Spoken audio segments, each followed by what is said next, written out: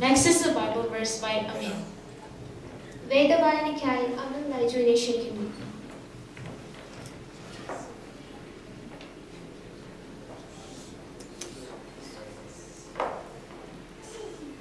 യഹോവ എൻ്റെ ഇടയനാകുന്നു, എനിക്ക് മുട്ടുണ്ടാകില്ല. പശയായി അവൻ എന്നെ നടത്തുന്നു, അവൻ എൻ്റെ പ്രാണനെ തണുപ്പിക്കുന്നു. തിന്നാമത്തം നീതിപ്പാതയിൽ കൂടി നടത്തും.